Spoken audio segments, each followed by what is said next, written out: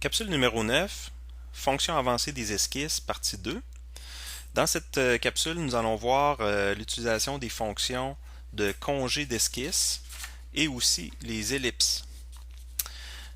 Premièrement, les congés d'esquisse. Vous voyez qu'à l'écran, j'ai dessiné une figure sur laquelle on va devoir faire des congés.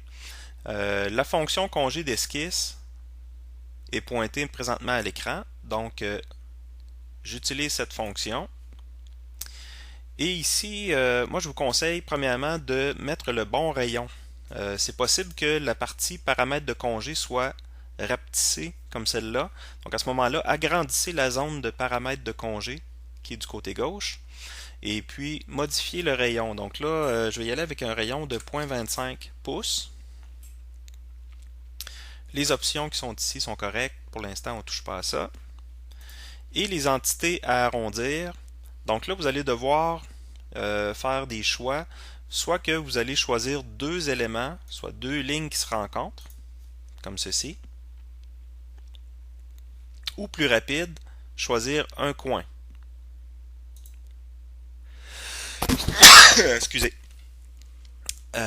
Donc c'est ça. Vous avez le choix, soit d'y aller avec deux éléments, ou soit avec un point. Donc c'est une méthode très rapide pour faire les rayons.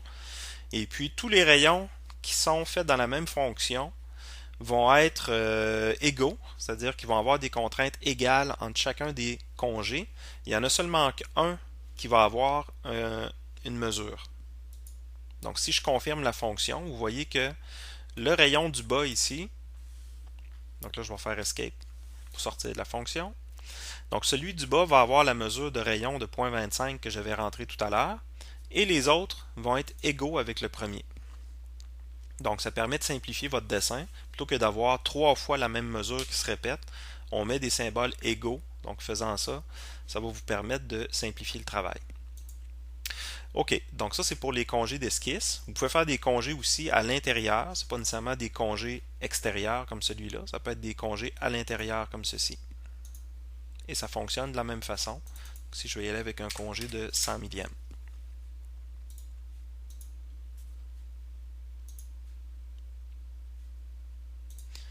Donc je confirme cette esquisse. Maintenant, je vais partir une autre esquisse sur le plan de droite. Donc ici, je vais vous montrer la fonction d'ellipse. Donc les ellipses sont quand même importantes parce qu'ils vont être utilisés sur certaines figures.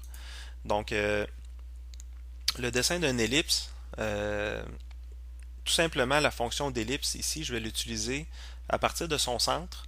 Vous pourriez aussi tracer des ellipses partielles ou des paraboles qui sont d'autres fonctions mais qui sont vraiment moins utilisées.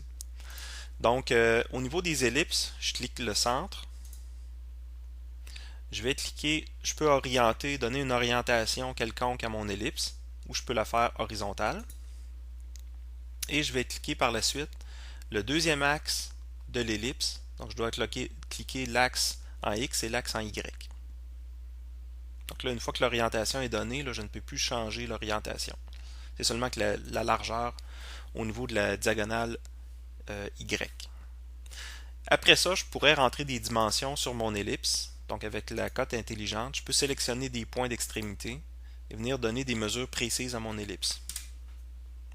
En hauteur, même chose. Comme ceci. Et je pourrais aussi venir connecter le centre de l'ellipse sur d'autres géométries.